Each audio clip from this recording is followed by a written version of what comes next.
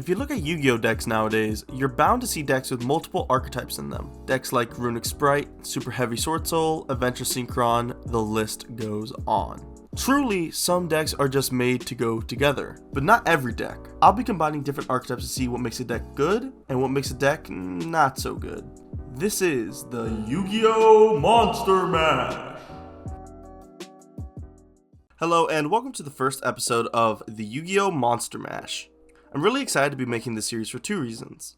Reason one is that I absolutely love rogue decks. Like a lot of players, I started out playing Yu-Gi-Oh by using rogue decks, and 3 years later, I still have a soft spot for them. That's not to say that every deck I play in this series will be rogue, but rogue decks usually have a lot of potential for being fun and unique. Reason 2 is because I'm getting kinda tired of playing the exact same deck at locals each weekend. I only own one real tier 1 deck right now in the form of Vanadium, and I don't want to burn myself out by playing it every weekend. So, let's see just what deck I'm bringing to locals this episode. Okay, so for today's episode, we're playing a personal favorite deck of mine, GOUKI. But this isn't just any old GOUKI list, this is GOUKI SPRIGHT.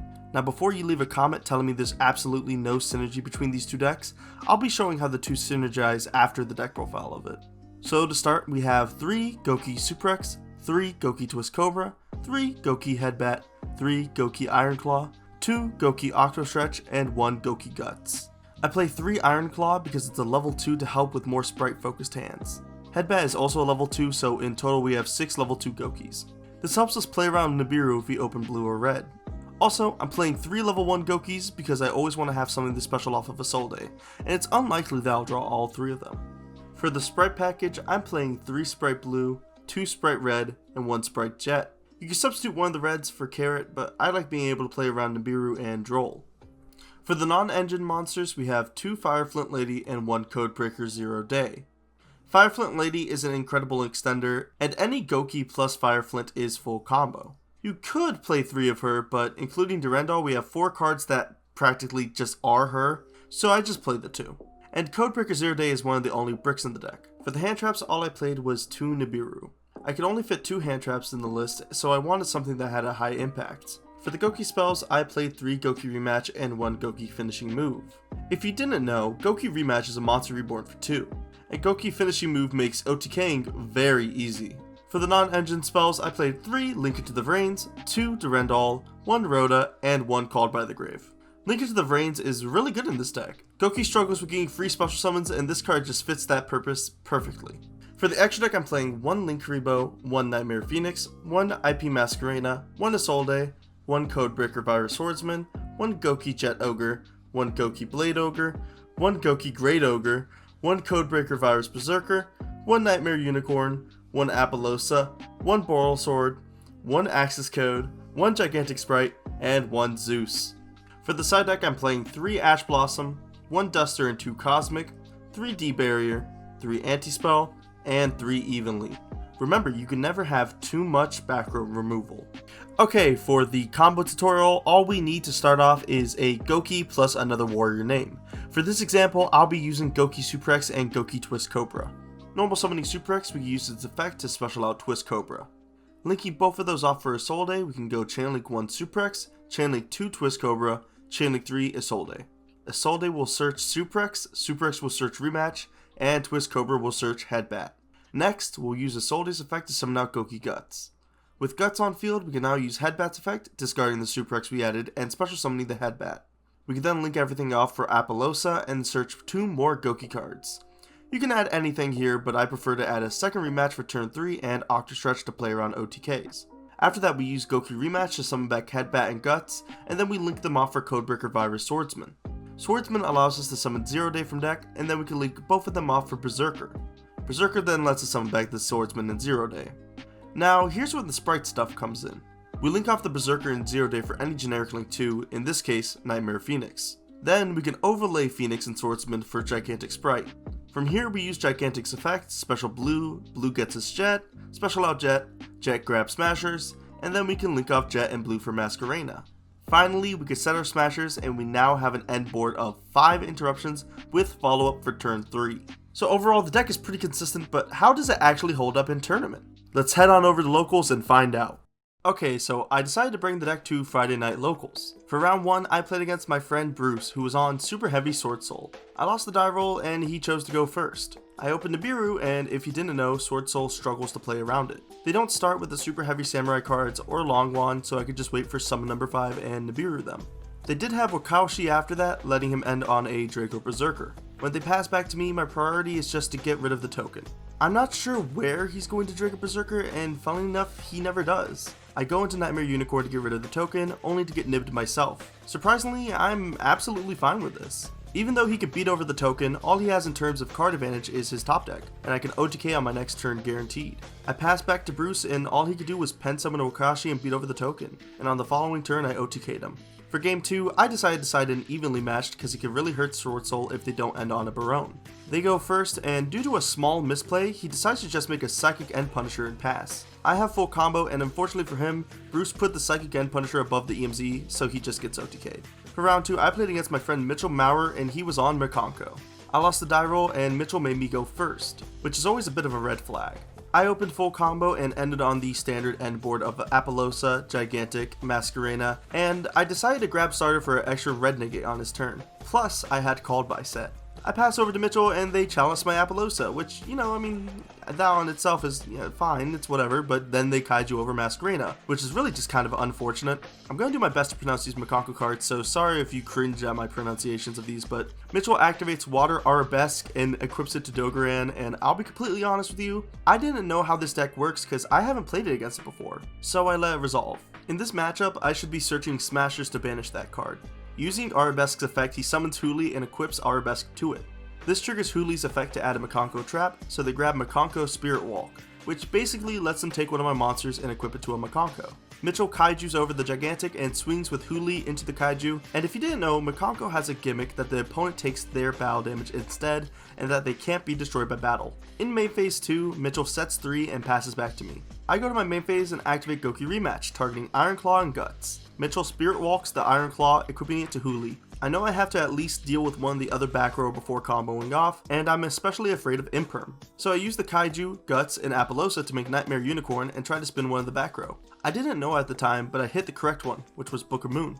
From there, I normal Suprex and use its effect to special twist Cobra. On summon, Mitchell uses Mikanko Rivalry to equip Mikanko Reflection Rondo to Suprex from the deck, which takes control of the Suprex while he controls a Mikanko monster. I use Twist Cobra and Unicorn to make an Access Code Talker, and I use its effect to pop Water Arabesque and then pop Huli. I had to do it in this order because Water Arabesque protects Huli from being destroyed, and with the Huli off field, I can have my Suprex back. Plus, I can actually get a search off of Iron Claw since it was sent for the field to the grave, so I get another copy of Suprex. Trying to go for lethal, I use Headbat's effect to summon itself and give Suprex another 800 attack. I go to battle and swing with Suprex for 2600, and then Access Code for 53. I'm actually only 100 damage away from lethal, so I activate starter and push for game.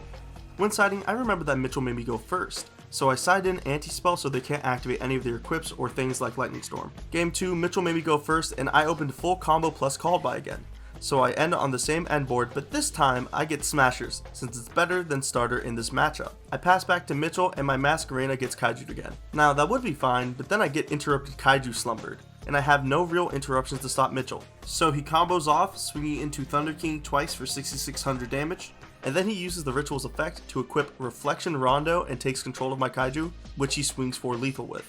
Game 3, I have to think about whether they go first or not, since their deck likes to go second. If I make them go first, they can anticipate that inside in Floodgates. But if I go first, and they still have all their going second cards, my board can be easily broken again. I decide to take the risk and go first, and full combo again, playing around Nib since I was able to establish Sprite Red's presence on the board. My end board was Blue, Red, Jet, Apollosa, Gigantic, and Smashers. I should have linked off Blue and Jet for IP, and since I didn't, I have to wait until I use Red's effect to use Smashers. This was a huge misplay because I can't stop Water Arabesque when they use it, so my Apollosa just gets bounced. The good thing about misplays is there are always something from them that you can learn from. The bad thing about misplays is that they suck and I hate them, but somehow my misplays kept me alive. Mitchell had full combo, but since all I had were small sprite monsters, he couldn't deal that much damage to me. He had to just set up Spirit Walk and pass. On my turn, I use Rematch to summon back Twist Cobra and Guts, and I link them off for Jet Ogre, allowing me to search a Rematch for follow-up and a Headbat. I normal summon Suprex and I use its effect, summoning Octostretch. I link off the Octo Stretch, blue and red to make Unicorn, and I go Chainlink 1 Octo Stretch to search, and Chainlink 2 Unicorn targeting the ritual to shuffle it back. Mitchell chains Spirit Walk to equip the Unicorn to Ha-Ray. On resolution, Ha-Ray adds Reflection Rondo. Something to note here is there's about 1 minute before time is called and I'm lower on life. I'm trying to play fast, but again, I don't know what these cards do. So I make Blade Ogre, grab Finishing Move off of Suprex, use Finishing Move, and tribute Ha-Ray for Blade Ogre's effect. I go to battle and try to swing for lethal.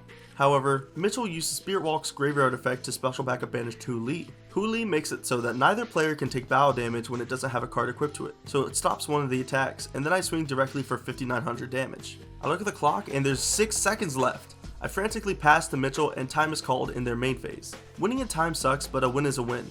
I usually don't go into time, but since this was my first time playing against Makonko, there was a lot of reading involved.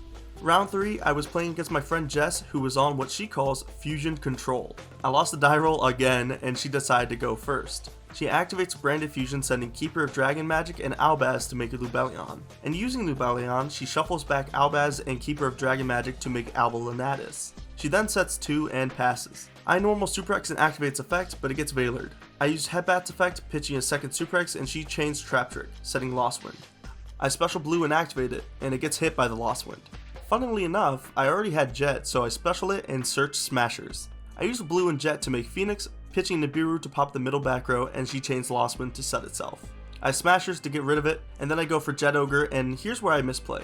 I grab Rematch and Iron Claw, thinking I could just reborn the Headbat and whatever I ditched off of Headbat, thinking it was a name I haven't used yet. I check my graveyard and I realize that was not the case, so I have to immediately rethink my line. If Albalanatis is in the graveyard at the end phase, she could search for any polymerization or fusion card, and I absolutely cannot let that happen. My best option is to go into Nightmare Unicorn and shuffle back the Albalanatis. Then I can go into Access Code, pop the Lubellion, swing for 5300, and have lethal on my next turn. She has no cards in hand, so I bet it all on her top deck. Luckily, she didn't draw into anything. For game 2, I side in Ash. She's playing Red Eyes Fusion, Fusion Destiny, and a Branded Fusion, so I know it's always going to be live. I also side in Evenly Matched. She usually has 2 or 3 set cards in addition to whatever fusion boss monster she summons, so I think it would be pretty good. She goes first and immediately activates Fusion Destiny, and thankfully, I have the Ash for it. She sets 2 and passes back to me, but the only thing I could do is pass. I bricked on Evenly, GOUKI Rematch, Finishing Move, Link to the Reigns, and Ash. And for turn, all I drew was Twist Cobra. I decide not to activate the Evenly because it's a bigger potential for payoff next turn. Jess draws, checks the back row, and passes back to me. I draw a Suprex for turn and immediately go to the battle phase. Evenly for 1 feels bad, but GOUKI really needs the normal summon to go uninterrupted to pop off. In main phase 2, I normal summon Suprex and activate its effect, but Jess chains Dinomischus to banish it. This is especially rough because now all I have is a Twist Cobra on field with no ways to extend. But the good thing about the Dinomischus is Jess ended up discarding Red Eyes Black Dragon for it, meaning when I pass back to her and she draws Red Eyes Insight to search Red Eyes Fusion, she can't immediately activate it. Off of Insight, she has to send Wyvern, and it has an end phase trigger to bring back the Red Eyes, meaning on her next turn, she can actually summon Dragoon. She passes to me and I draw Starter, but she ashes it and I just have to pass again. She fires off the Red Eyes Fusion, summoning Dragoon. Dragoon pops my Twist Cobra and she negates the search. But that was the only card in her hand, so she can't negate anything on the next turn. She swings for 3000, leaving me at 3400 and passes. I draw GOUKI Guts and I see the line to OTK. I normal Guts, go into Linkuriboh and search Suprex. Using Rematch, I can bring back Guts and Twist Cobra and I can go into GOUKI Jet Ogre, with Twist Cobra searching me GOUKI Iron Claw. I activate Link to the Reigns effect to summon Suprex and make Blade Ogre, and I use Suprex to search Finishing Move and Chain Block with Jet Ogre to give Blade Ogre 500 more attack, making it 2900. From this point onwards, the game is practically over. Blade Ogre tributes my Linkuriboh to attack twice, Finishing Move boosts Blade Ogre to 5900, and at the damage step I actually have Iron Claw, so I can give Blade Ogre 500 more attack, beating over Dragoon for 3400 and directly for 6400, winning me the match. Somehow I lost the footage for round 4, which really sucks, but it wasn't that interesting of a match anyways. Here's a recreation of how it went.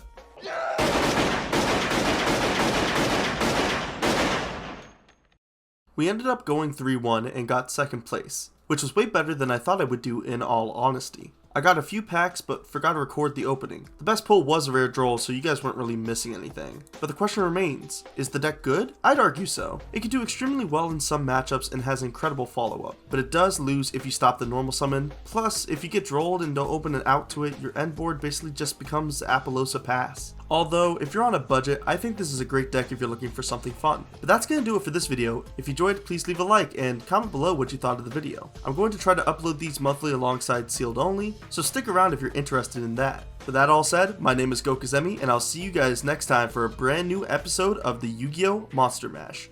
See ya!